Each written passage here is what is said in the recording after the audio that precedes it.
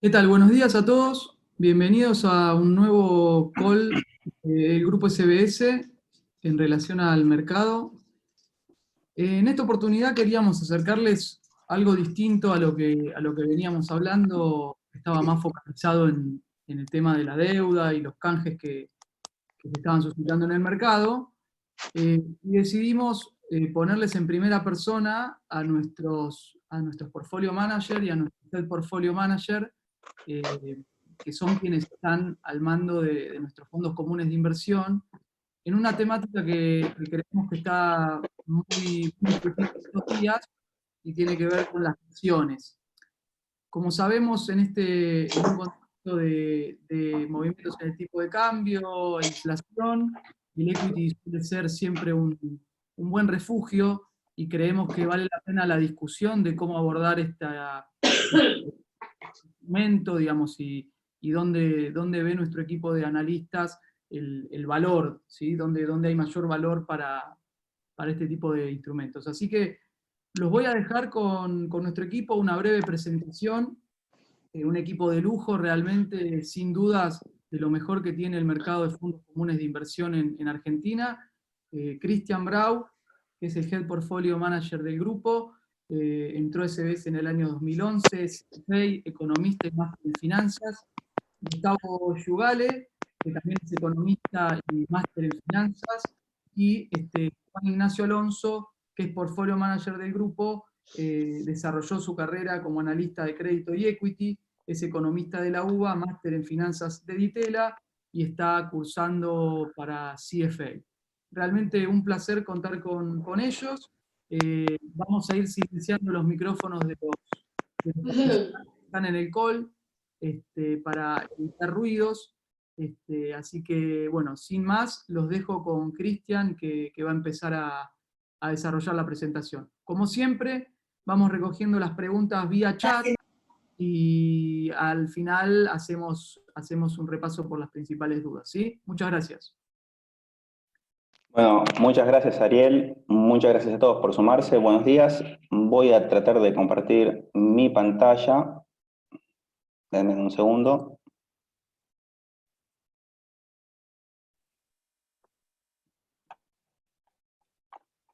Ahí creo que están viendo todos la pantalla. Si alguno no lo está viendo o no se está viendo, por favor avísenme que seguramente a partir de Ariel voy a hacer los cambios necesarios.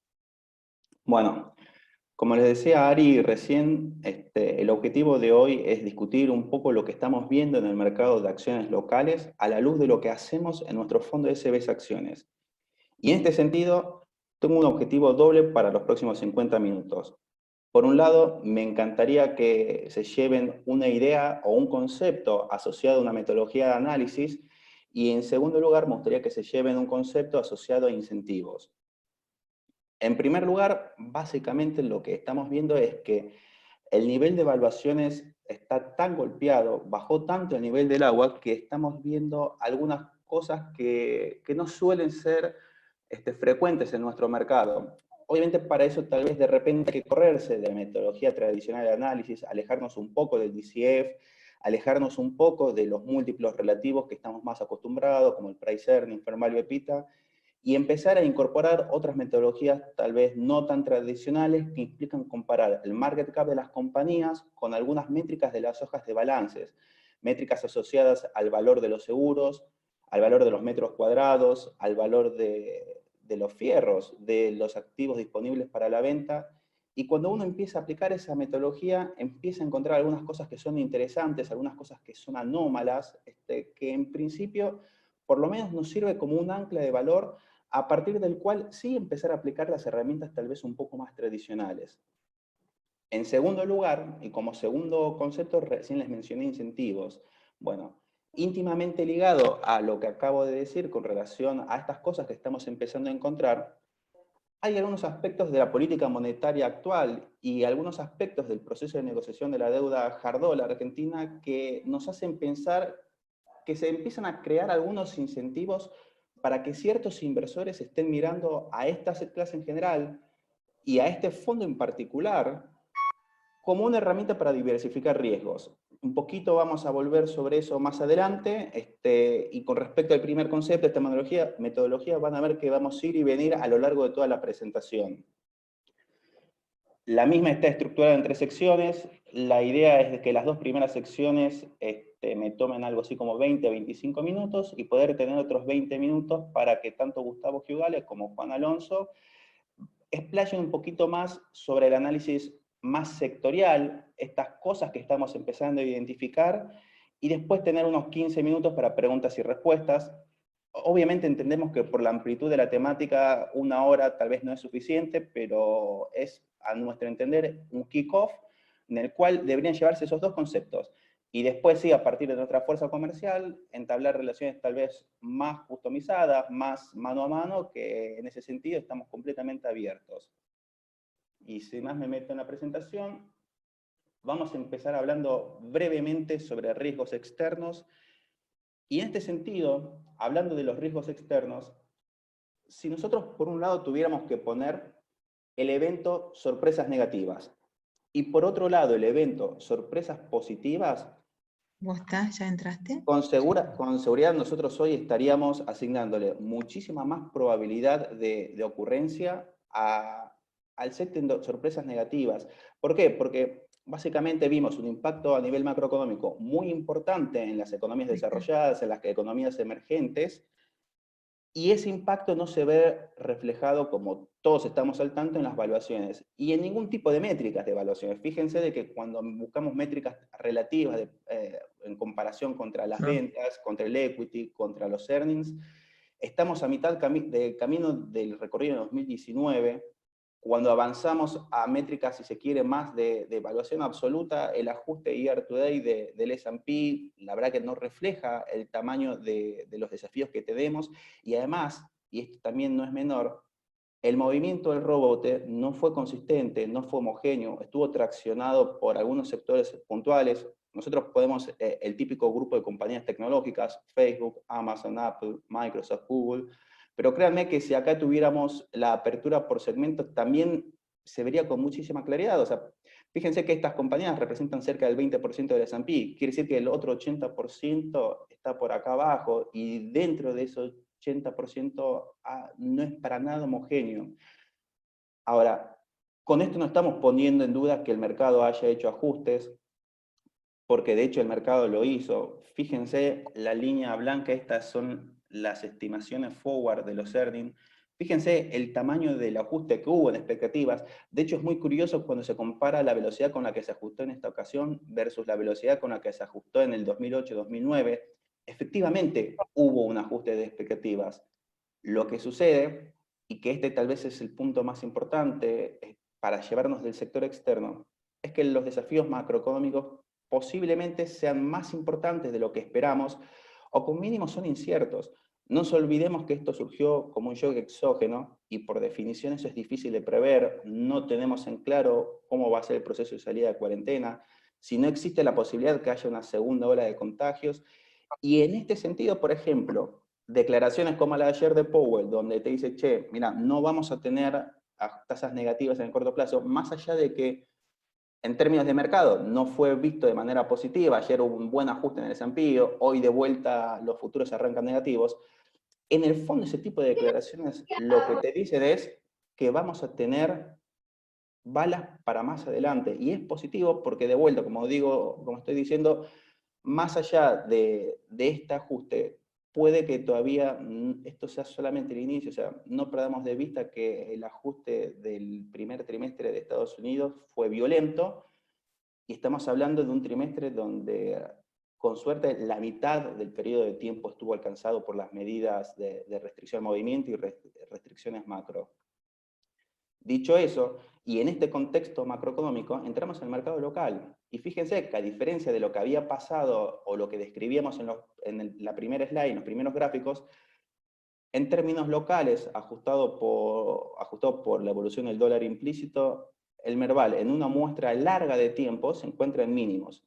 Ahora, este no es el punto focal o el punto más importante de decir, che, bajó mucho el agua, está barato, porque de hecho los puntos de comparación históricos no son relevantes si lo quisiéramos poner en esos términos. Fíjense que acá había otra consistencia macroeconómica en términos de frente fiscal, de frente externo. En el 2013 parte de esto se había perdido, pero estábamos iniciando un nuevo camino de expectativas, y hoy no tenemos ni unas expectativas positivas hacia adelante, ni tenemos esta fortaleza macroeconómica. Todo lo contrario, tenemos un desafío enorme, un desafío por delante que no solamente se mide en términos de intensidad, sino que se mide en términos de incertidumbre. No está claro cómo va a ser la evolución de la caída, no está claro cómo va a ser la evolución del rebote, y es en este contexto donde nosotros creemos que es necesario empezar a apartarnos de la metodología tradicional de análisis y empezar a enfocarnos en algunas métricas tal vez no tan tradicionales. ¿Por qué? Porque tenemos que buscar anclas. Anclas donde en el estado de resultado de las compañías. Empezar a bucear dentro de los balances, buscar qué hay adentro de los bienes de uso, de los activos disponibles para la venta, tener un contacto directo con los investor relations para empezar a tener información, por ejemplo, que les decía hace unos minutos sobre cuánto valen las plantas, los equipos o en términos de seguro. Y una vez que tengamos esas anclas, recién ahí empezar a movernos a un enfoque tal vez un poco más tradicional, y acá ya no estoy hablando de calcular el EBITDA 2020, 2021 o los earnings, porque creemos que esa metodología en esta situación no nos conduce a nada. Sí nos sirve, por supuesto, dada un ancla, empezar a sensibilizar nuestros modelos ante distintas variables que se pueden comportar de una manera o de otra según nuestro escenario macroeconómico base. Variables asociadas al marco regulatorio, por supuesto, dependiendo del sector, a la exposición al riesgo externo, al riesgo de moneda, a la capacidad que tenga una compañía o un sector de transferir sus costos a precios, cómo se vio impactado por este shock de oferta, pero cómo va a reaccionar ante el shock de demanda y, por supuesto, a la dinámica. Después, todo este tipo de cosas vamos a discutirlo un poco más en profundidad en la última sección, pero el punto importante a destacar es de que, como punto importante es, en este contexto, no estamos baratos porque estemos ahí mismos. Podemos estar un poquito baratos porque a partir, un poquito barato me refiero en términos de compañías, no en términos sectoriales, o sea, cuando empecemos a buscar algunas anclas de valor. Tenemos, por supuesto, métricas tradicionales. Fíjense, nosotros tratamos de ya ni siquiera usar métricas tradicionales asociadas a flujos. En ese sentido, tal vez de las más tradicionales, la más interesante es el price to book, pero el price to book, como todos sabemos, tiene sus límites. Hay compañías que, más allá que apliquen ajuste por inflación, hoy tienen sus activos amortizados, entonces el book value, por más ajuste que haya, no te da buena información, pero en definitiva uno puede extraer algo de cómo se comportaron compañías y sectores en los últimos 7-8 meses contra la región, la heterogeneidad que hay incluso hacia el interior de Argentina. Fíjense que los múltiplos varían mucho en función de las compañías, pero lo más importante es pasar, si se quiere, a métricas no tradicionales. Y en este sentido, seguramente todos ustedes han visto la típica comparación de, che, ¿cuánto vale el Mercado Libre versus la sumatoria de las compañías que forman el S&P Merval? De hecho, esa métrica es muy impactante. El market cap de Mercado Libre es 38 billion, lo que es casi 4 veces más que todo el Merval sumado. Y no el market cap del Merval, sino el market cap del 100% de las compañías que componen el Merval. Ahora, eso no es lo que nos da a nosotros un indicio de que esté barato, eso nos da un indicio de que hay un castigo que es enorme. Lo que nos da el indicio de que puede estar barato es de que bajó tanto el nivel de las valuaciones que cuando empezamos a comparar este market cap con, por ejemplo, el valor de los metros cuadrados de las torres corporativas y las sucursales propias de los bancos, empezamos a encontrarnos algunas anomalías como que el 30-40%, dependiendo del banco y dependiendo del momento del market cap, te lo representa el valor de los metros cuadrados. Y fíjense que ni siquiera estamos hablando de flujos, de capacidad de negocio, estamos hablando de variables stock que están dentro del balance. Y es en este contexto donde me voy a meter en esa segunda idea fuerza que decía que me gustaría que se lleven asociada a los incentivos. Pensemos lo siguiente. Esta crisis que estamos viviendo, sin lugar a dudas, va a salir a partir de una combinación muy agresiva de política monetaria y política fiscal. Es un enfoque que es correcto. El problema no es el enfoque, el problema es el punto de partida y las restricciones con las que arrancamos. Después podemos entrar en una discusión que nos excede acerca de si el diseño del incentivo fiscal puede ser o no puede ser transitorio. Pensemos que el impacto de los revenues, es decir, de la recaudación, en algún momento puede rebotar. Pensemos que la expansión fiscal está diseñada en forma de bonus, no está diseñada en forma de aumentos permanentes. Después, por supuesto, será necesario una voluntad política para que sea transitorio y no sea permanente ese shock. Pero lo que sí sabemos es que después de esta cuarentena vamos a tener una montaña de pesos y vamos a tener que lidiar con esa montaña de pesos. Y acá en Argentina, en cualquier mercado emergente, en cualquier mercado desarrollado, cuando hay un exceso de pesos, ese exceso de pesos se ataca de 3 o 4 maneras, no mucho más que eso. Se ataca a partir de, en primer lugar, un aumento del ahorro público, es decir, superávit primario. No hace falta decir de que ese no va a ser un camino que sea elegido por esta administración. Se puede atacar mediante la venta de dólares. Por más que la administración quisiera hacerlo, no existen esos dólares para vender, básicamente. Y en tercer y cuarto lugar, se pueden atacar mediante herramientas de esterilización y se puede atacar mediante nominalidad. Las herramientas de esterilización son limitadas. Probablemente el combo final para atacar este problema venga mucho más de la mano de un salto nominal. Y que quede claro, nosotros desde SBS no estamos anticipando un proceso en este contexto hiperinflacionario, sí estamos anticipando un deterioro muy fuerte en la tasa de depreciación, de depreciación también, pero de inflación.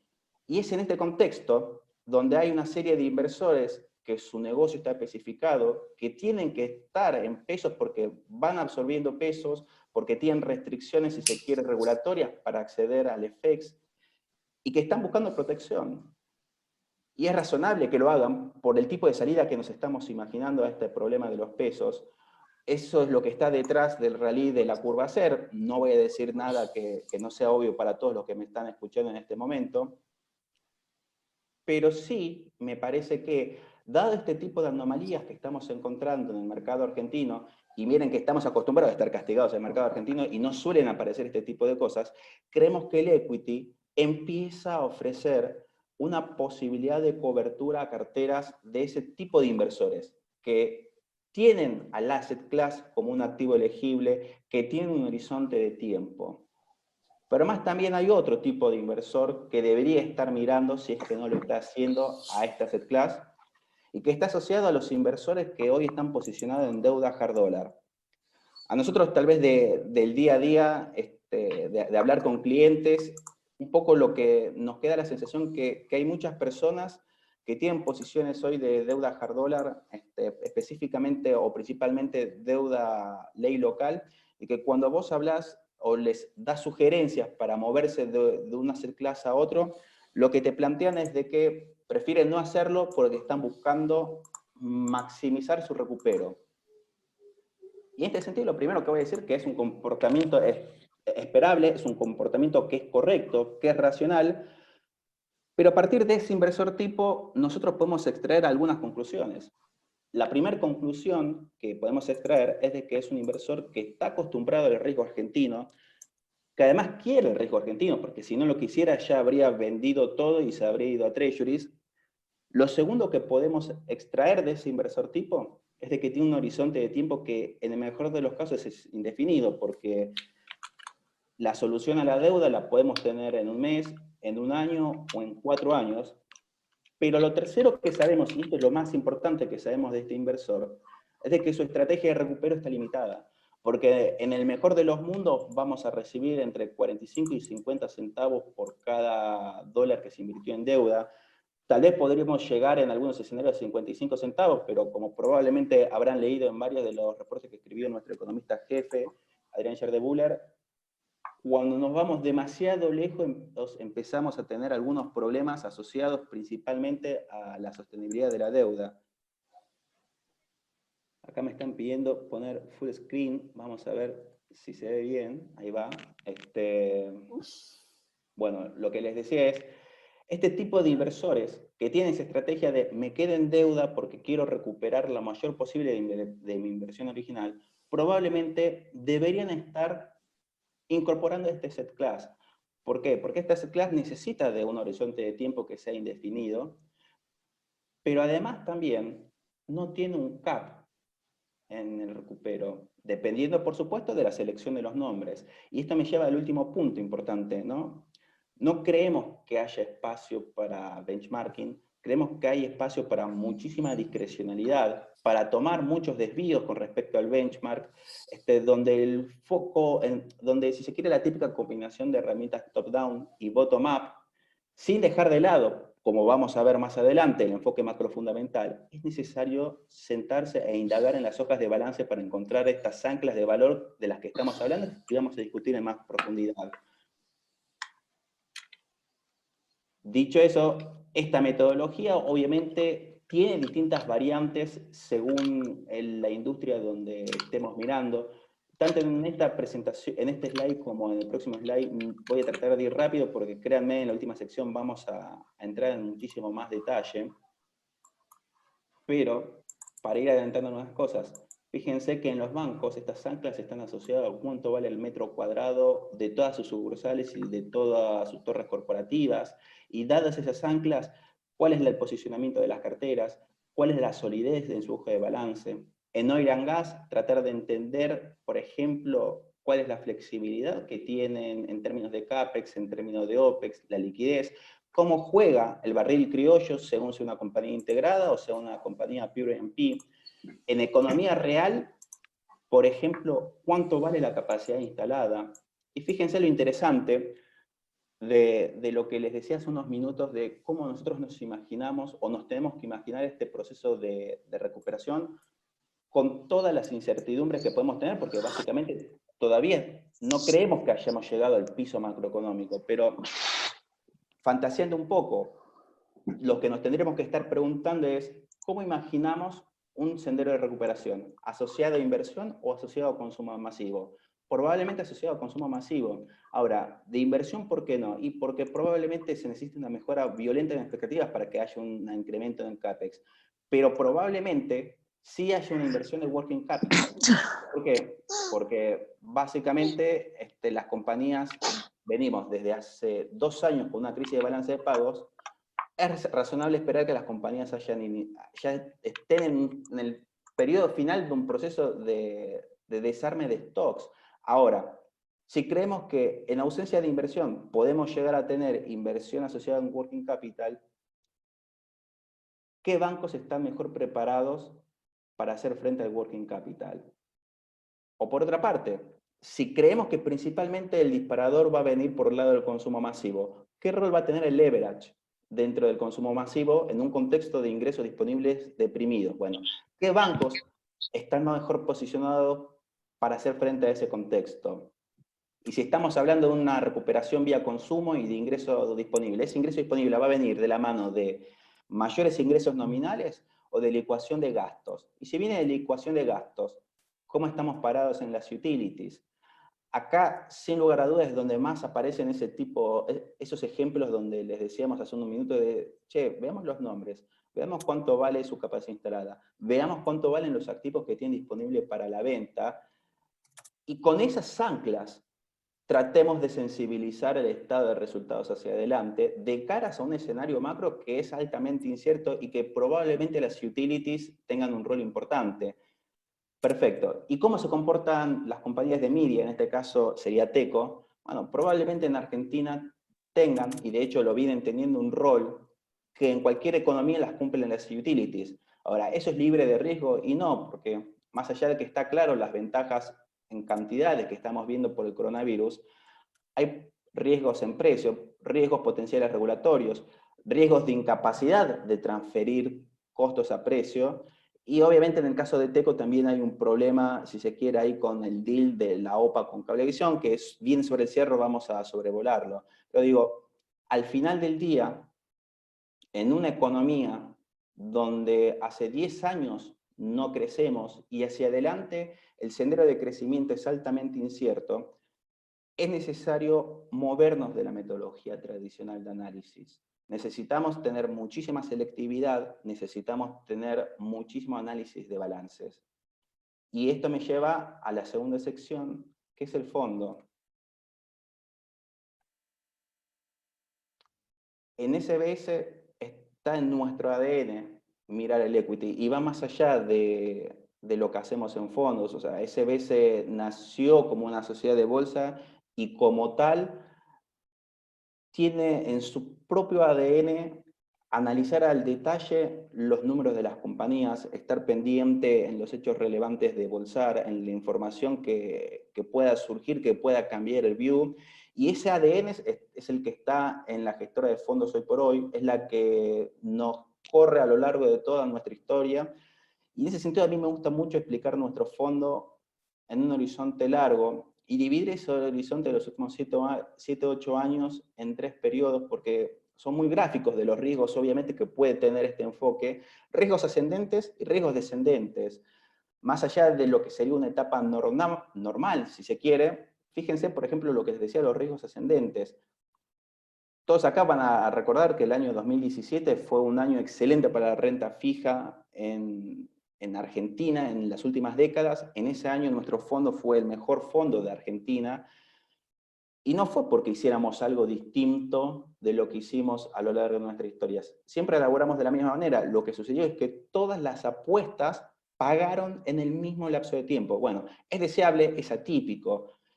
Y yendo un poquito más cerca en el tiempo, y es donde me quiero detallar un poquito más, porque más allá de las victorias, a mí me gusta mucho explicar cuando las cosas no terminan saliendo del todo bien como uno esperaba. Fíjense los últimos 2 años.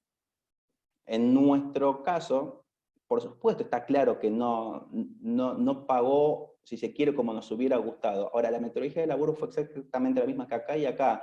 Y de hecho, gran parte de la performance está explicada en momentos muy claros. Me voy a enfocar en estos dos. Fíjense acá, esto es el periodo anterior a las PASO.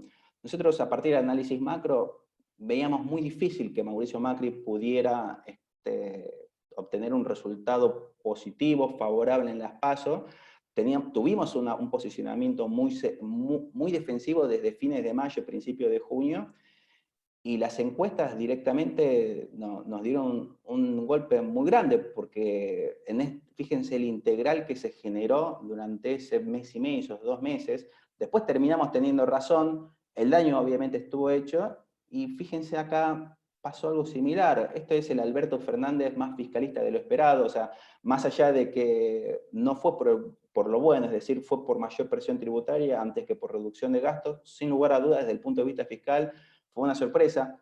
Fue un play que no jugamos en renta variable, sí lo hicimos en renta fija. Algunos ya me habrán escuchado una presentación similar a esta en nuestros fondos de renta en pesos, donde nosotros jugamos este play. No fue muy bien, pero porque a la hora de hacer estos análisis, estos modelos, los riesgos o el riesgo-retorno estaba demasiado sesgado al upside. En este caso no era así, pero al final del día, y volviendo al equity, fíjense que ante una misma metodología, las cosas no siempre pueden salir bien en el cortísimo plazo. Ahora, la metodología es la misma, y como les vengo diciendo hace unos minutos, este es el momento para aplicar esa metodología, porque de vuelta, hoy el mercado local no está barato o está caro porque Meli valga 4 veces más que todo el resto de las acciones del Merval. Está barato o caro porque empiezan a aparecer esas anomalías. Y para detectar esas anomalías hay que sentarse a mirar el balance de cada compañía. Por supuesto, un análisis, como decía hace unos minutos, top-down, que me permita seleccionar riesgos en términos de sectores, pero hay que sentarse a mirar las compañías, las hojas de balance. En ese sentido, esta es nuestra cartera actual del fondo. Fíjense que en lineamientos generales nosotros solemos tomar muchos desvíos en términos de sectores. A veces el 100% del desvío sectorial se debe a la selección o no de un único papel o de 2 papeles, es decir, no es tanto sectorial a veces, sino que es picking de nombres, como es en este caso. Combinamos un análisis bottom-up y top-down, donde priorizamos uno por encima del otro dependiendo del momento, pero siempre están los dos, y mantenemos, y esto es importante, un proceso de revisión constante de las estrategias. Y en este sentido, no nos suele temblar el pulso en desarmar estrategias que consideramos que no nos termina saliendo del todo bien, por más que le hayamos puesto todo el análisis, pero a veces las condiciones suceden, y lo importante para nosotros es hacer un monitoreo de esas condiciones que rodean a todas las decisiones de inversión.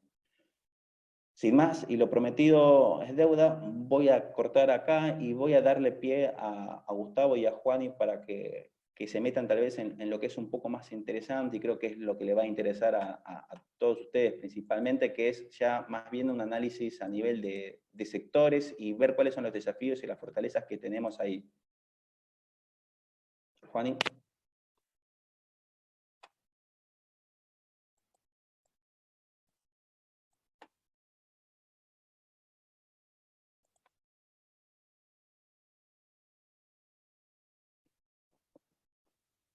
Juan, Gustavo, ¿están por ahí? Yo estoy, Cris, ahí viendo si Juani logró solucionar el tema del micrófono. Un segundo. Perfecto.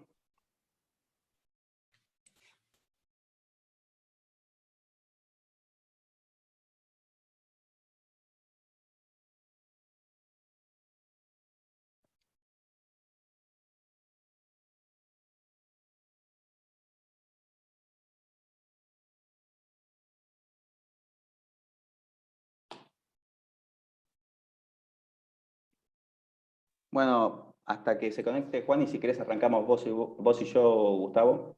Sí, perfecto.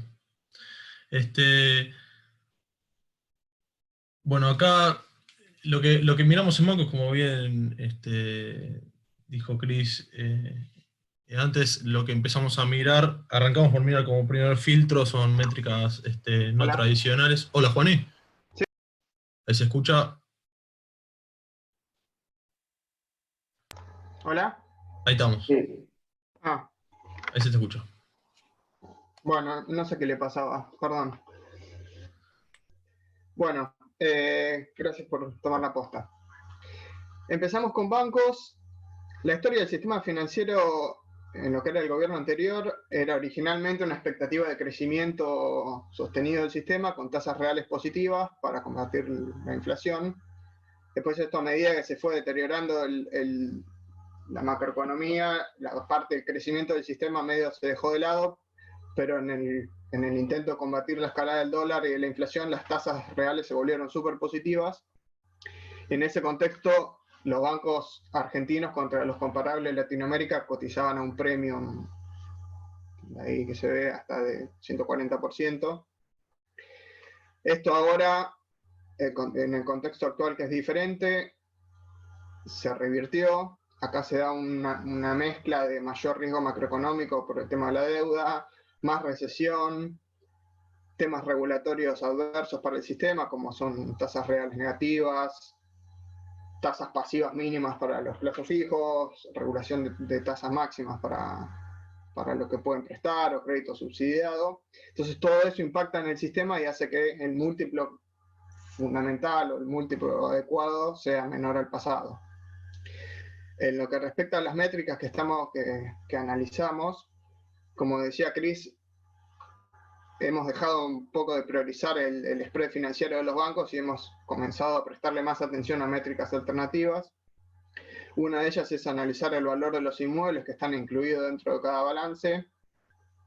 Para esto empezás a mirar cuántos metros tienen los edificios corporativos, cuántas sucursales tienen propias y cuántas son alquiladas, dónde están ubicadas, y empezás a intentar ponerle un precio a todos esos inmuebles.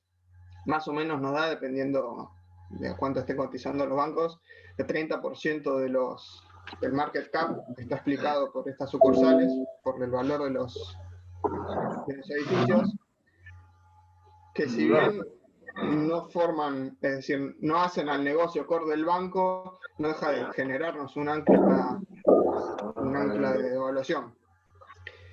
Cris, si querés pasar a la próxima. Ahí están todas las métricas. Bueno, esto es como nuestro monitor de bancos. Acá hay bastante información.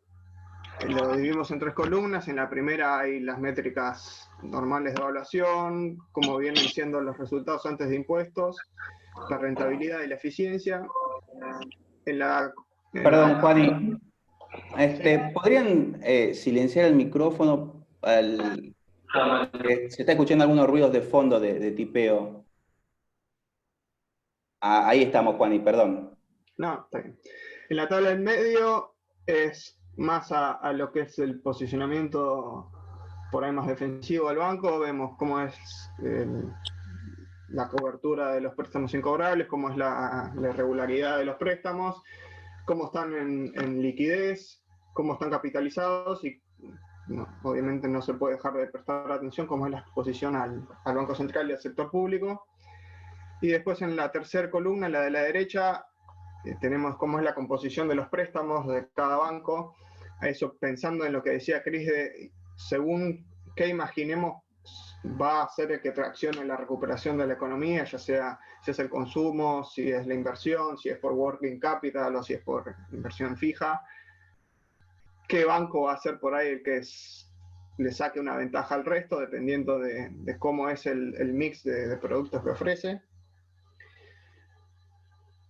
Y después, bueno, volviendo un poco a la tabla del medio, claramente nosotros en el contexto actual estamos favoreciendo bancos más capitalizados, con mejor liquidez o con mejor cobertura, es decir, bancos que sean más defensivos y siempre prestándole una atención, digamos, mirando de reojo cómo es la exposición al sector público.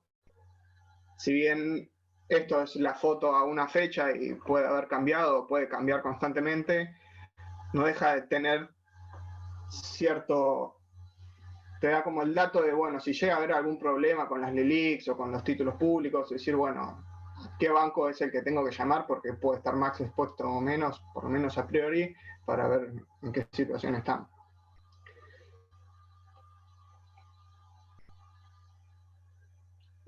Próxima.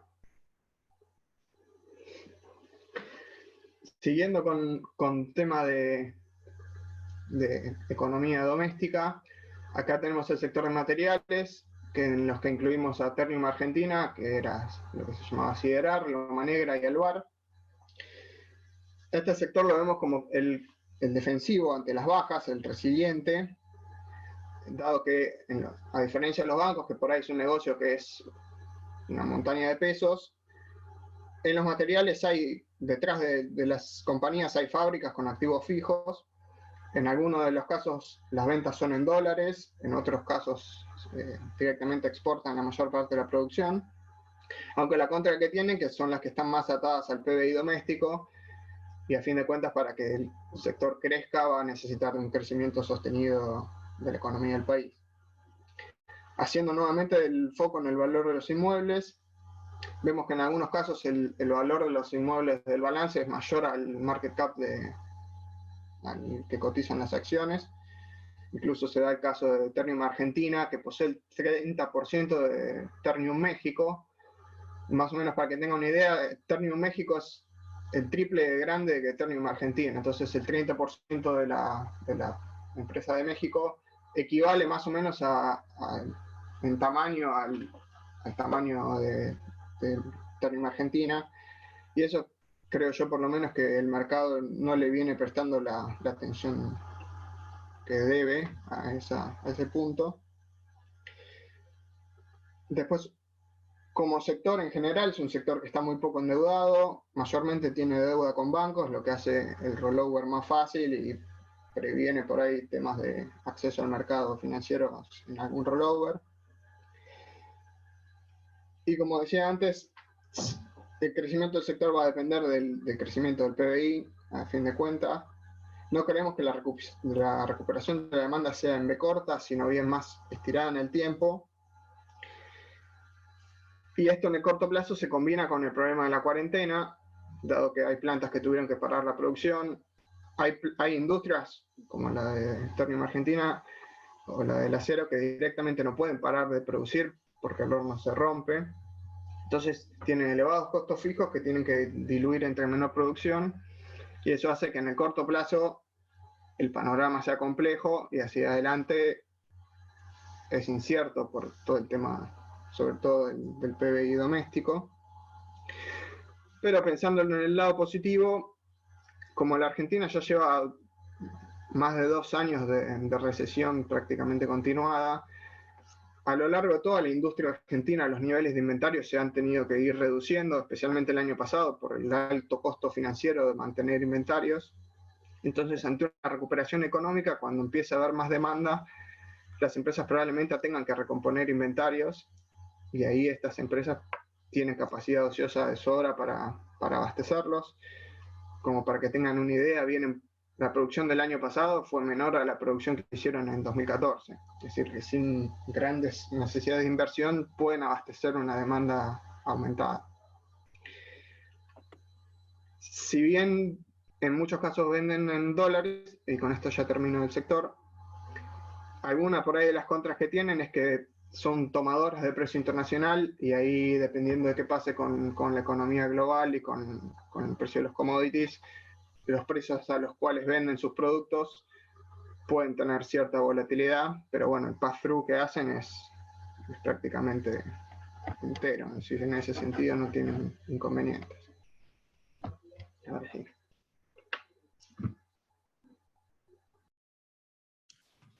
Bueno, retomo yo con el sector de oil and gas.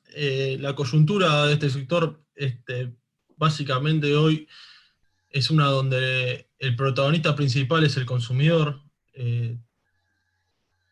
Por un lado, esto es por el hecho de que en el mercado local el consumidor hoy subsidia al productor vía el famoso barril criollo, que si bien hoy no tiene una regulación firme en los hechos, es algo que ya está en práctica, sino que también por el lado de la demanda. Hoy cualquier tipo de previsibilidad o vio hacia adelante queda supeditada a una recuperación de la demanda. Cualquier estimación que se podía hacer en algún momento sobre el desarrollo de Vaca Muerta y el valor que había en esos activos, hoy es imposible de mirar sin primero ver una recuperación en los niveles de demanda locales, dado también que el hecho de que el impacto que recibió la industria a nivel mundial hace imposible cualquier esquema de exportaciones, y ahí volvemos a lo del barril criollo. La principal protección que hoy tiene este sector a nivel local es el hecho de que puedan descargar su producto a un precio sustancialmente mayor al benchmark afuera. Ahora, teniendo esto en cuenta, los distintos, quédate un segundo ahí, Cris, en el anterior, teniendo esto en cuenta, la clave va a ser mirar nombre por nombre dónde están posicionados y cómo están posicionados en la cadena de valor del sector, teniendo en cuenta los distintos factores que priorizamos, como lo son los recortes en el CAPEX, como lo son la eficiencia que tienen en OPEX y la dinámica que viene teniendo esa reducción en OPEX para los flujos de las compañías, y obviamente el punto de partida desde el lado de posiciones de caja y este cronograma de vencimientos de deuda, que si alguno estuvo presente en los calls de estas compañías en las últimas semanas, es claramente por el lado donde vienen las consultas de los inversores, tanto locales como extranjeros. Ahora sí, Cris, si querés podemos pasar al próximo. Acá hacemos rápidamente un repaso de los principales 3 nombres que cotizan, no solo localmente, ahí como pueden ver esta vista, sino que tienen exposición principalmente en Argentina. Bueno, rápidamente, YPF mostró en el call que hicieron el otro día, mostró su flexibilidad en lo que es recorte de CAPEX, viene con buena dinámica de reducción en el OPEX, y los economics de las principales áreas que operan vienen siendo buenos. También mostraron buena flexibilidad en lo que es la utilización de capacidad de sus refinerías, también dejaron de comprarle productos y crudo a terceros. Todo este tipo de medidas obviamente son positivas en el marco de esta crisis, desde el lado de la oferta, pero obviamente desde el lado de la demanda no hay nada que puedan hacer, y el barril criollo, ellos al estar posicionados a lo largo de toda la cadena de valor del sector, les golpea muy fuerte en lo que es downstream. Los márgenes de downstream de acá hacia adelante van a ver un fuerte deterioro. El impacto en volúmenes se va a ver fuerte en el segundo trimestre, sin dudas. Pero del lado de los márgenes, al tener un precio de naftas por el momento congelado en pesos, o al menos fuertemente regulado hacia adelante, es inevitable que veas un deterioro en los márgenes, obviamente con una protección hacia el upstream, donde pueden descargar su propio producto a sus propias refinerías. No solo eso, sino almacenarlo también, algo que es de suma importancia en el contexto actual, a nivel internacional, donde justamente el problema, lo que ocasionó que el WTI, el benchmark de Estados Unidos, caiga a niveles negativos, es justamente porque los productores no podían descargar y no tenían lugar donde almacenar su producto.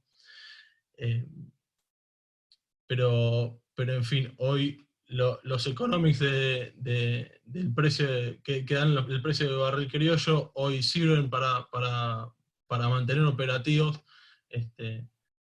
al lado del upstream, pero no justifican el seguir explorando, especialmente cuando se tiene en cuenta que no hay una demanda que tome ese producto.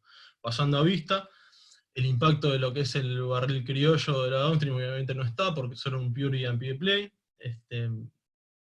La principal fortaleza que vimos con la presentación de resultados es que lograron descargar del lado de sus off-takers su producto a barril criollo y no a benchmark internacional, cosa que nos pareció extremadamente importante, especialmente al no poder descargar a refinerías propias. Y la otra fortaleza que vemos obviamente es su posición de caja y un cronograma de vencimientos un poco más laxo, al menos comparado con YPF, donde tiene vencimientos muy grandes el año que viene, y justamente una de las principales amenazas para ellos es la capacidad de refinanciamiento que puedan llegar a tener, especialmente dada la posible resolución de la saga de la deuda soberana.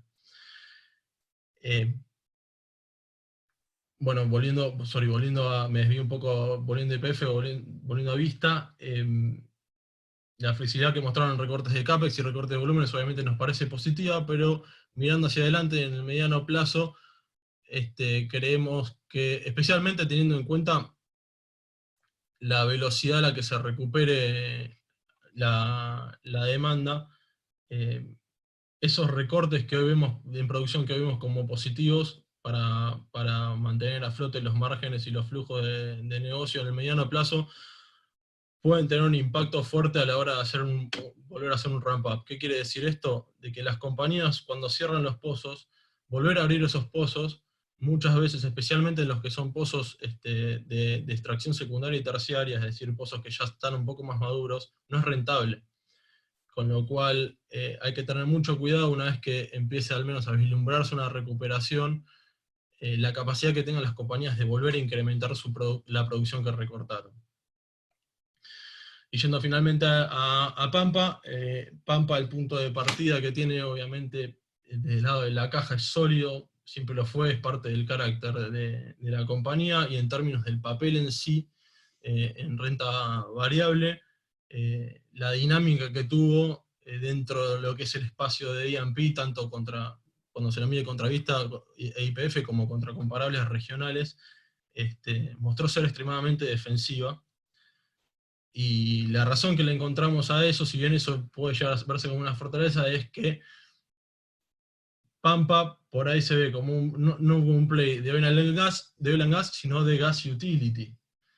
Y eso es algo que justamente, mirando hacia adelante, tiene un gran tinte de incertidumbre, especialmente cuando se habla de utilities, que es lo que vamos a hablar a continuación, pero un segundo, del lado de gas, la coyuntura local, el gran problema que tiene es que está fuertemente impactada por la estacionalidad de la demanda, y volvimos a un esquema donde los incentivos que alguna vez estuvieron del lado de precios, con programas como lo fue el famoso Gas Plus, para el desarrollo de Vaca Muerta, hoy ya no están, y volvimos a un esquema donde el principal off-taker para el gas del mercado es Gamesa, con todos los riesgos que eso conlleva, más allá de temas de atraso de pago, sino que también al estar todo concentrado ahí y manejarse por medio de subastas, termina habiendo mucho price gouging, y eso es lo que vimos en los últimos, en el tercer y cuarto Q del año pasado, donde se desplomó mucho el precio del gas local, obviamente teniendo en cuenta que hay un tema estacional. Mirando hacia adelante, las mismas compañías ven que esto va a converger a niveles que no llegan a justificar nuevas inversiones al menos, o no tanto como lo fue en el 2016 y 2017, para el desarrollo del área. Entonces, por eso, si quieren, el valor que se le veía en algún momento al gas de vaca muerta, hoy ya no es tal, y ese tipo de exposiciones lo que vemos como por ahí una debilidad, una amenaza para Pampa mirando hacia adelante. Ahora sí, Cris, pasando a lo que es generación. Acá los dos principales players que vemos, o que vamos a analizar al menos, son Cepu y Pampa. Lo que vemos acá, por un lado, es que hay que tener en cuenta, más allá de la dinámica que vieron las evaluaciones en los últimos tiempos, es analizar los activos de las compañías y cómo están remunerados esos activos, pensando en los cambios que hubo a la remuneración. Siguen haciendo refreshing, a partir de febrero de este año, todo lo que es la remuneración de energía base, que serían las máquinas más viejas del sistema, se redujo, y se especificó. El impacto total es de alrededor de un 40% en la remuneración de esas máquinas. Ahora, cuando uno mira la capacidad instalada de Cepu y Pampa, y la repartija en términos de megawatts, para lo que es remuneración en pesos y lo que es remuneración por PPAs o contratos en dólares, obviamente está sesgada hacia lo que es energía base, pero cuando este gráfico se mira, si yo este mismo gráfico lo aplico a la EBITDA de las compañías, está invertido. Es decir, para Cepu y Pampa, alrededor del 60% del EBITDA de las compañías está explicado por la generación que está remunerada en dólares, y el resto está explicado por la generación que está remunerada en pesos. Y lo que vemos como importante, y el valor, si quieren que le vemos al sector, es justamente eso, es mirando hacia adelante, de sostenerse esa remuneración dolarizada, vemos una protección ahí, y obviamente vemos que con tarifas congeladas y remuneración congelada en pesos, la participación en el EBITDA de esa energía o capacidad instalada remunerada en dólares va a incrementar. Ahora, otras cosas a tomar en cuenta, obviamente, y que ya venimos mencionando casi para todas las compañías, es la solidez que tienen de caja y apalancamiento que tienen en las hojas de balance de estas compañías. Creemos que es algo fundamental, y también las obligaciones de CAPEX que tienen hacia adelante. Teniendo todas estas cosas en cuenta, cuando uno compara las turbinas que tienen, el nivel de caja, cómo están remuneradas, los activos que tienen, el costo, mirándolo si quieren en términos de costo de reposición, por eso dice que quedó en el espejo retrovisor, es que las evaluaciones, cuando se compara todos estos activos contra las evaluaciones que ven las compañías, están extremadamente castigados. Ni hablar si se los mide contra comparables, que obviamente ahí siempre hay salvedades, porque dependiendo qué comparables se tome, y el tipo de generación que tenga en su capacidad instalada, puede diferir mucho, pero en todo concepto, como vemos en el gráfico ahí abajo a la izquierda, son evaluaciones que están extremadamente castigadas, y es ahí donde vemos, si quieren, un descalce con el comportamiento que tienen los papeles. Riesgos y amenazas sí los hay, cosas como la exposición al riesgo Gamesa, los atrasos que pueden ver en los pagos, el riesgo siempre latente de que la remuneración en dólares por PPA se reduzca en charlas con las compañías no ven esa remuneración especificándose de ninguna manera. Básicamente es teoría de los juegos, los dos lados saben cuál es el impacto que va a sufrir la matriz energética si remueven de esa manera los incentivos y el problema que eso puede generar, con lo cual vemos cierta protección, repito, en esa remuneración dolarizada de la capacidad instalada, y es a donde vemos el valor en este sector.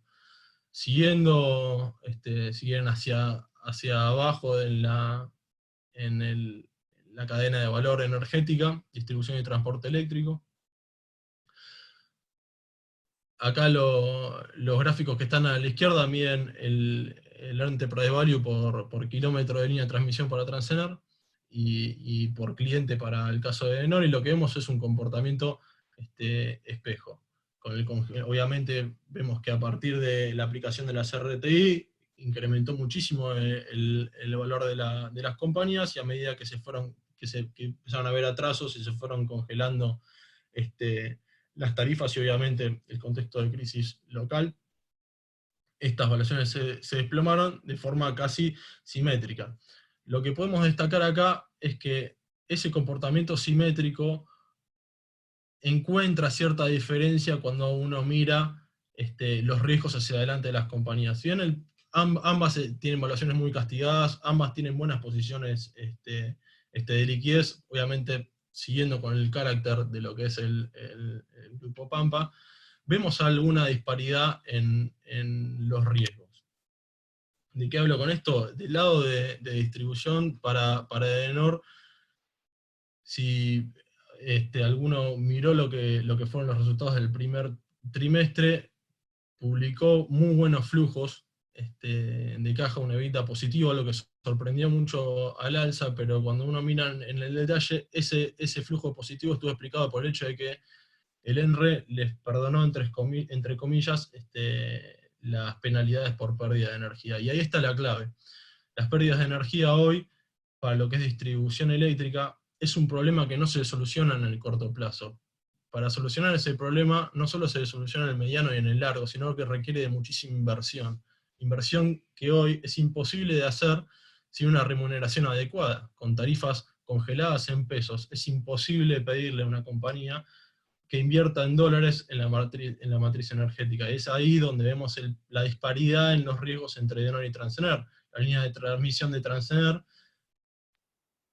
la capacidad que tienen a hoy alcanza para cubrir las necesidades energéticas, y el CAPEX que requieren es básicamente de mantenimiento, y no necesita siquiera en CAPEX o inversiones para solucionar un problema de pérdidas de energía, que los problemas de pérdida de energía pueden ser por cualquier cosa, desde gente o construcciones que se cuelgan de la luz, además de cosas como atraso de pagos, que es algo que fue un problema grave en el comienzo de la cuarentena, pero que la compañía aclaró que es algo que se está solucionando bastante rápido, y es algo que vemos como una buena señal.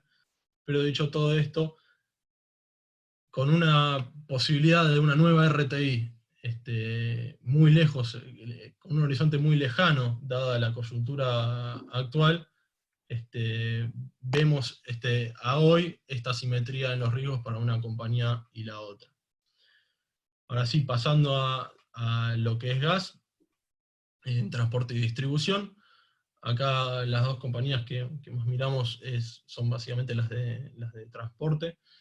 De nuevo, lo que es el valor que se veía alguna vez en el sector, en el segmento de transporte, dadas las RTI a partir de 2016, hoy ya no es tal, con tarifas de nuevo congeladas en pesos. Lo que vamos a ver acá en el gráfico a la izquierda, pueden ver que mide hasta el cuarto trimestre de 2019, pero lo que vemos es que a partir de las RTI, la participación dentro del EBITDA de TGS, del segmento de transporte, fue creciendo, pero ya a partir de que se empezaron a congelar las tarifas, vemos que la dinámica se revirtió, y si acá le agregamos el primer trimestre de este año, vemos que esa tendencia se confirma, ya el EBITDA de transporte cae por debajo del 60% y el de líquidos ya pasa a estar cerca del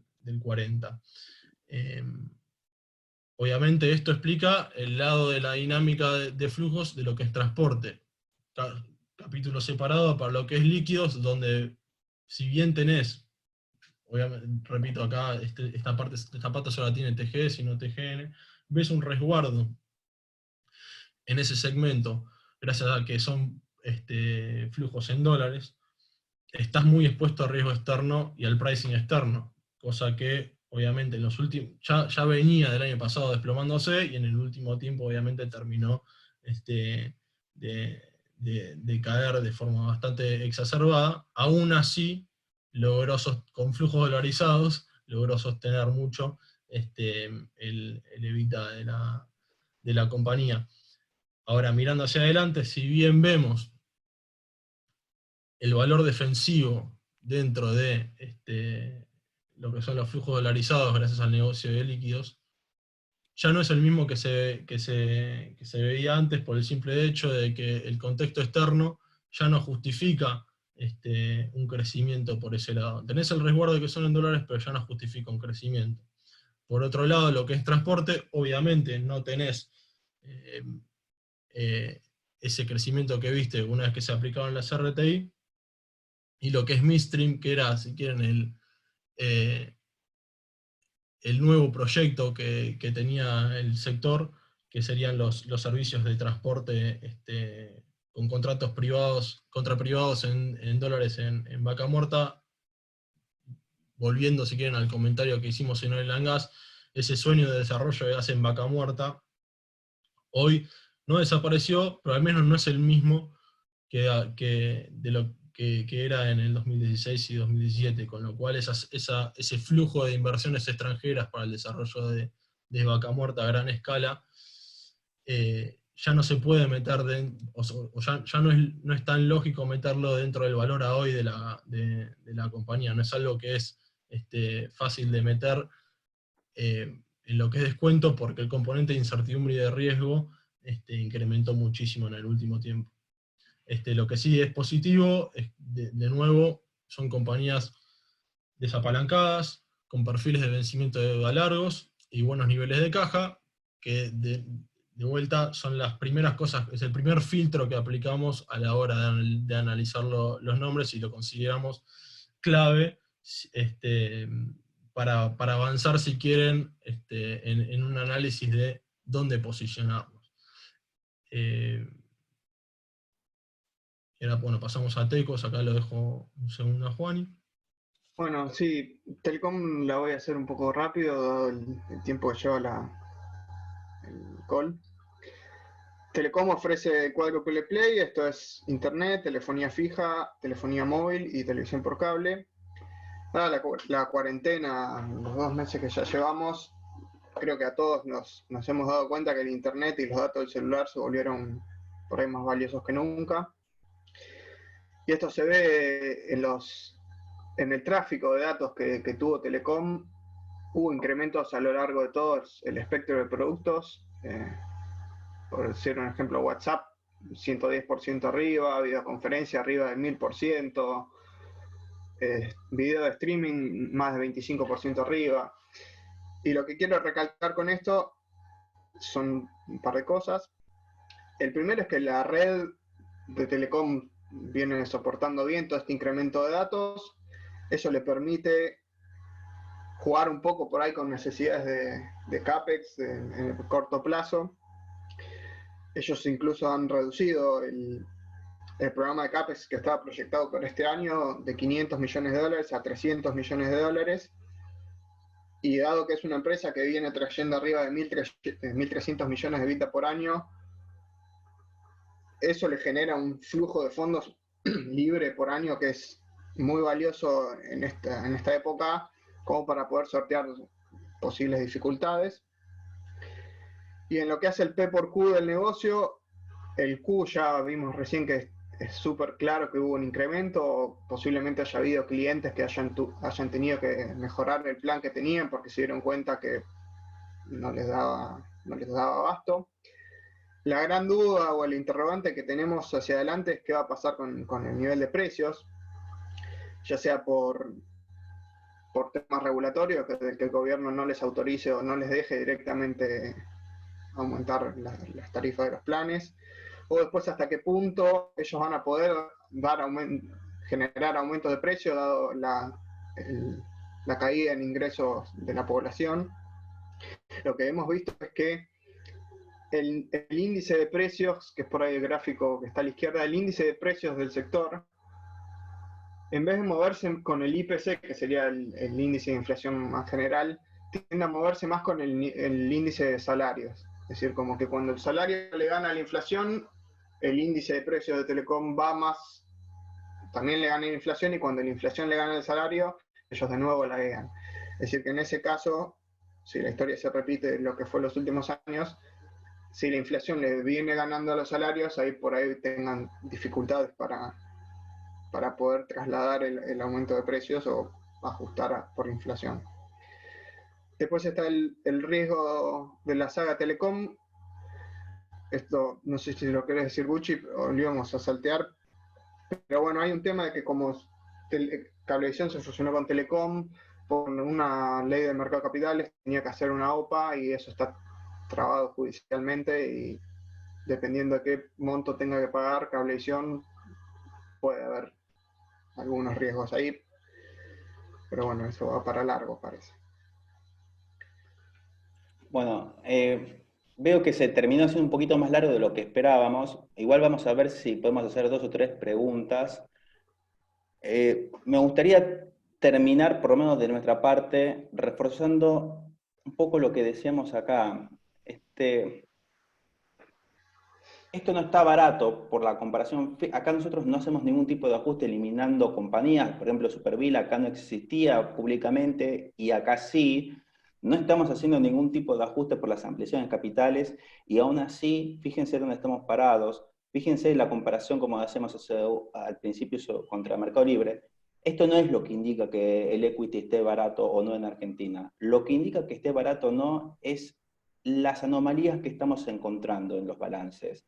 Algunas de esas las fueron describiendo ellos con nombre y apellido, pero créannos que hay bastantes. El objetivo de esta presentación es que se lleven esa idea. Después, por supuesto, en un mano a mano podemos ir profundizando un poquito más, porque con este panorama de fondo creemos que hay condiciones, como decía al principio, para que algunos inversores lo estén mirando, ya sea para proteger su capital, para inversores especificados que tienen incapacidad o restricciones para dolarizar, y para otros inversores que estén buscando maximizar la tasa de recupero de sus inversiones en deuda hard dólar.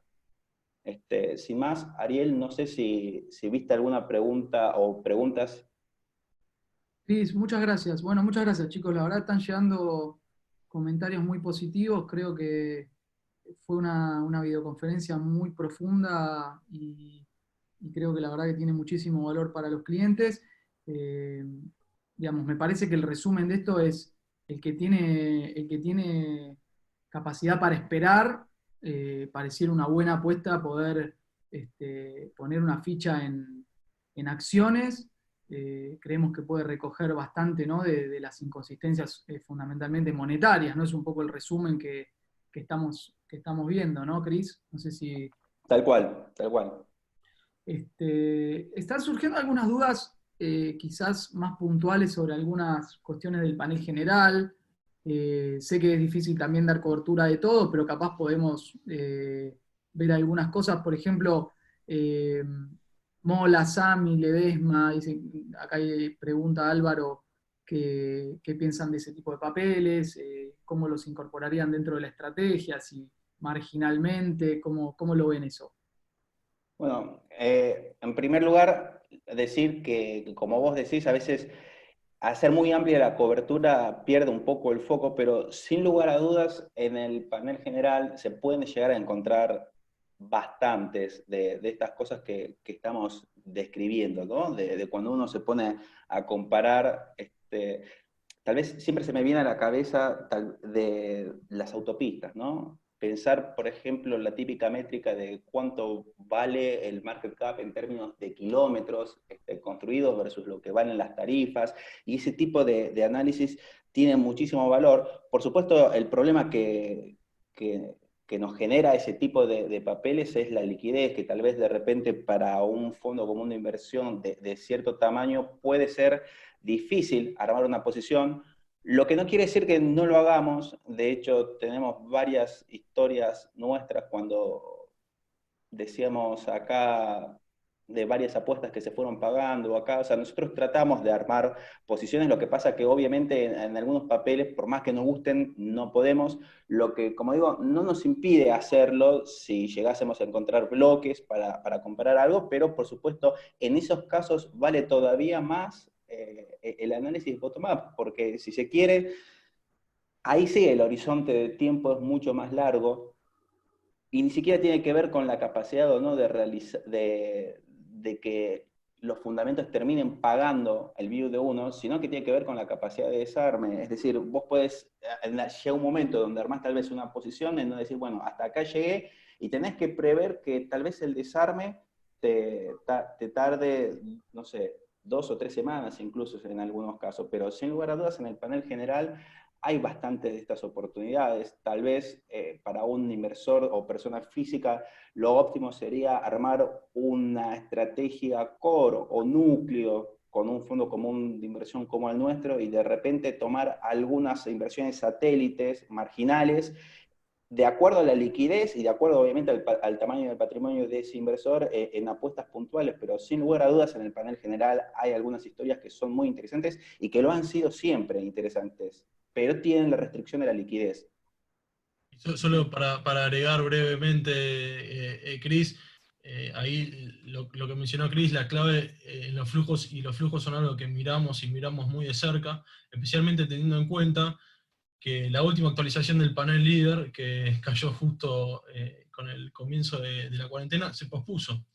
Con lo cual, hoy existen papeles dentro del panel general y hacemos nuestro análisis. Tenemos un modelo que lo calcula, al menos cómo sería, y que hay papeles en el panel general que hubiesen entrado en el panel líder en la última actualización, pero no lo hicieron por el simple hecho de que se pospuso la actualización. Con lo cual, el monitoreo de los flujos en conjunto con el análisis fundamental es algo que hacemos todo el tiempo. Bien. Seguramente, bueno, esto hablaron, pero están preguntando cómo ven el tema del impacto del barril criollo y PF, cómo están viendo eso. ¿Creen que puede ser un aporte a los revenues de la compañía o es algo muy marginal? ¿Cómo están viendo ese tema? Sí, ahí como mencioné brevemente en el slide de Oil and Gas, básicamente lo que hace el barril criollo es subsidia a los productores, es decir, les quita los problemas de márgenes, problemas con las provincias y las regalías, le quita presión a los subsidios. O sea, es una medida que claramente tiene un valor no solo para la compañía, sino que también para la macro y para lo político. Pero el impacto obviamente va contra lo que es downstream, contra lo que es las refinerías. Las refinerías tienen que pagar ese precio elevado por el barril criollo, y ellos pueden vender su producto a un precio que está en pesos y por el momento congelado, o al menos fuertemente regulado mirando hacia adelante. Entonces es un tema de juego de decir, bueno, la parte de producción de upstream le sostienen los márgenes, pero la parte de downstream va a haber flujos cada vez más reducidos, especialmente mirando hacia adelante y con la dinámica del tipo de cambio. Entonces, por eso nos resulta clave el hecho de analizar de qué manera está posicionada cada compañía dentro de la cadena de valor de E&P. No es lo mismo una integrada, como lo es YPF, como lo es PAE, por ejemplo, que no cotiza, que una que es pure E&P, como lo puede ser Vista, como lo puede ser cualquier jugador que opera solo en lo que es extracción y producción. De vuelta, lo que hay que analizar ahí es que justamente esas compañías logren aprovechar ese barril criollo, que puedan descargar a precio de barril criollo y no deban exportar a precio internacional. Excelente. Y Gustavo, ¿cómo ves los bancos en este contexto? Preguntan ahí, como recaudadores de impuesto inflacionario, digamos? ¿Los ves bien posicionados o con las restricciones que se han tomado para las carteras de los bancos, encajes y demás, se les complica un poco? ¿Ves que puede ser un buen vehículo como para recoger? ¿O esto que estamos hablando de las inconsistencias monetarias? ¿O hay algún otro sector que vean con mejor parado para eso? Ahí me meto yo un poco. Creo que el problema que tienen los bancos es que, a fin de cuentas, es un negocio en pesos. Entonces, cualquier aumento de la inflación les licúa toda la cartera de créditos que tienen otorgada. Para mí, en ese sentido, dado el nivel de tasas, yo por ahí no lo jugaría un play de aumento de la inflación en bancos. Por ahí priorizaría un sector con más activo fijo y en lo posible con revenues en dólares. Bien, bien, bien. Y por último, una pregunta para dejarles un mensaje a los clientes que están acá presentes es: está clarísimo que vemos como muy atractivo poder poner una ficha en nuestro fondo de acciones por todo lo que ustedes dijeron. ¿Qué venderían hoy para incorporar una ficha en el patrimonio de los clientes? Sabemos que la mayoría de los clientes que están acá tienen bonos soberanos en dólares, alguna ON. O sea, ¿están viendo algo como Sí, para...? Sí, ahí tomo la posta de la pregunta. Un poco, muchas gracias por la pregunta porque resume muy bien el espíritu de esa segunda idea fuerza que me gustaba, que quería que se llevasen. En primer lugar, como decía hace un rato, acá nosotros tenemos en claro que al menos el problema de los pesos se van a solucionar o va a tener un componente muy importante en su solución de nominalización. En ese contexto, es razonable que los inversores quieran proteger su capital, es razonable que suceda lo que esté sucediendo en la curva CER, como la estamos viendo. Por tanto, probablemente para un inversor que parte de pesos, debería mover o rebalancear su cartera en contra de algunos productos que de repente no ofrecen ese tipo de protección. Estoy pensando, por ejemplo, en activos de renta fija de cortísimo plazo, como un Butler Plus. O sea, en estos niveles, para un inversor con un horizonte de tiempo razonable, sería saludable moverse tal vez de repente de los productos cortos Butler o los productos de alta liquidez para posicionar un poco en acciones, entendiendo por supuesto que ese es un cambio muy importante en el perfil del riesgo de la cartera, pero por eso un poco al principio estábamos hablando de ese perfil de inversor que tiene otro tipo de horizonte y que tal vez de repente tiene restricciones para el acceso al FX, o que tal vez está viendo que en este nivel de FX el tipo de cambio real implícito es excesivamente alto, más allá de que sabemos que el tipo de cambio real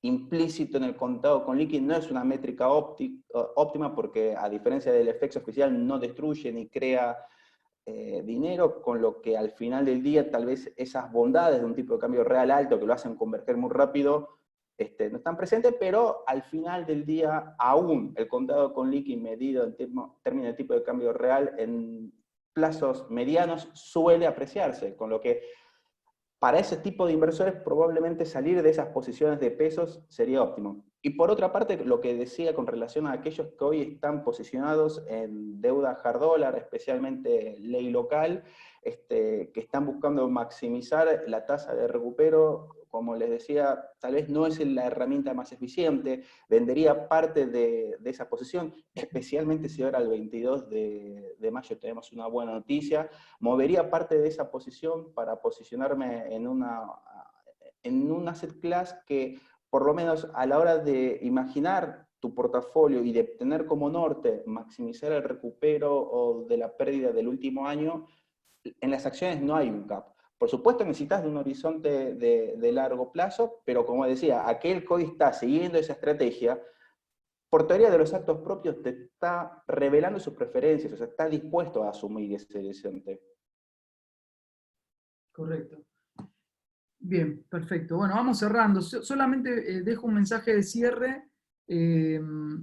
Vamos a estar viendo durante estas semanas un producto que obviamente ya hemos tenido en el pasado, digamos, y que es bueno recordárselos, porque lo vamos a estar viendo seguramente reiteradas veces dada la coyuntura, que son las obligaciones negociables en dólar link. Compañías de primer nivel generadoras de dólares van a estar emitiendo bonos que son tanto suscriptos como pagaderos en pesos al tipo de cambio oficial.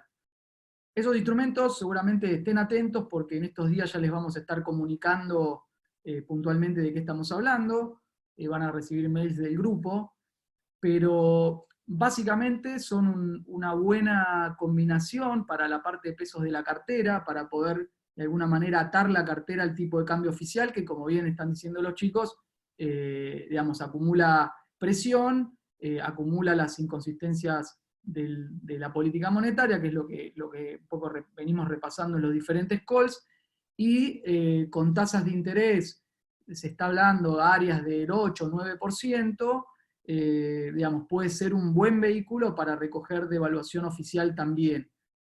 Son productos que hace años que no se emiten en el mercado, y nos parece un buen producto también para que le pongan un ojo de cara a pensar un poco estas carteras que vienen en el contexto que estamos viviendo. Así que bueno, sin más, les agradezco nuevamente a los Portfolio esta gran conferencia que dieron, agradecerles a ustedes y quedamos a disposición. Les dejamos de fondo los teléfonos del equipo comercial para que puedan programar con los Portfolio Manager charlas más privadas o más a medida del cliente. Muchas gracias y un fuerte abrazo para todos.